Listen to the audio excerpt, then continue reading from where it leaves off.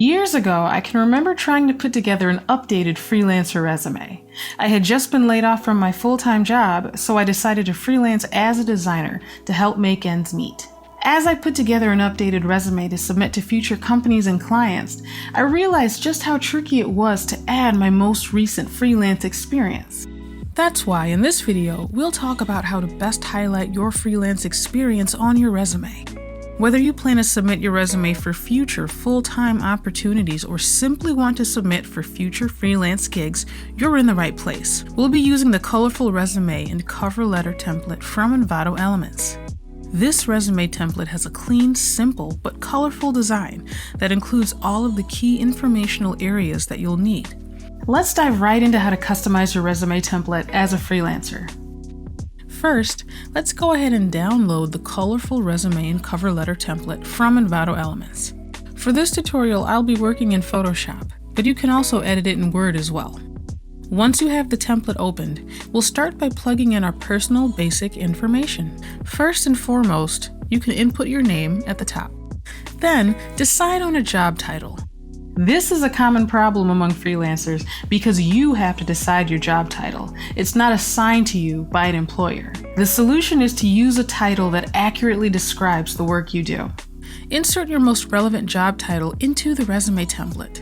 As a freelancer, this will be the most appropriate descriptive title of the work you output.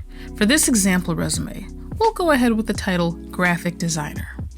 Let's go ahead and add your contact information into the resume template. The most easy resume for freelancer use makes it straightforward to find your contact information. It should be prominent but not intrusive. Next, let's change the objective section into a summary section. The word objective can potentially cause your resume to be rejected because it focuses more on your own personal professional wish list as opposed to what the employer is actually looking for. A summary, on the other hand, highlights your experience and strengths. So let's add a short summary statement. As you can see, it highlights your years of experience as well as your specific skills. Next, let's look at the skills section. Many of the skills included in this specific template may already be a good starting point for you. Feel free to add or remove any skills you want. The most useful resume for freelancer success embraces your relevant skills in order to show that you're a good fit for the job or gig. You can go ahead and list your relevant skills there. Now let's move to the education section. The best resume for freelancer success includes your education history. Let's add those details in right now. Now it's time to highlight your most important freelance work and clients. The clients section is where you list your most important relevant clients. The word client makes it clear that you were not an employee, but it was still a professional relationship. When considering how to build freelancer resume information, keep in mind you don't need to list every single client you've ever had. This can be another common problem among freelancers because sometimes it can be a challenge to figure out which clients to list. List the most important clients that are relevant to the position you're applying for. Double check your contracts and make sure you're allowed to list those clients on your resume.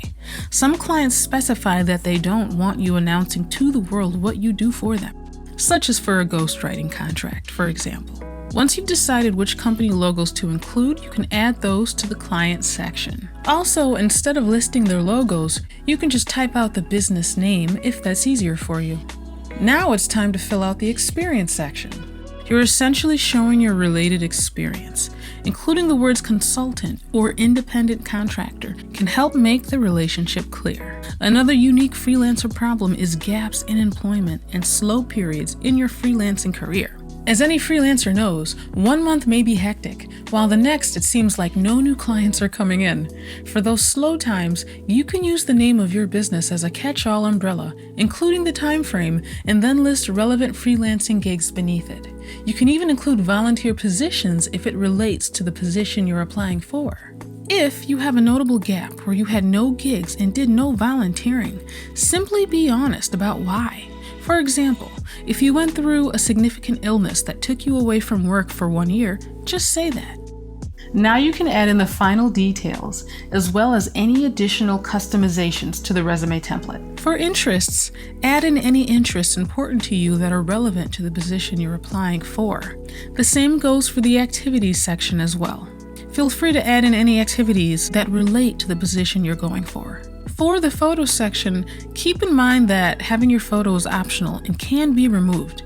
Many jobs actually don't require or want a photo, so we'll leave it off of this resume. Also, you can change any colors on the resume. Now let's take a look at our final resume example. In this video, we learned how to build a resume using a template from Envato Elements that best highlights your freelance experience. When considering how to build freelancer resume information, remember to include the work that best highlights your freelance experience and skills. And don't forget, you can find the colorful resume and cover letter template on Envato Elements. Elements includes thousands of stylish resume and cover letter designs that you can download and start customizing right away.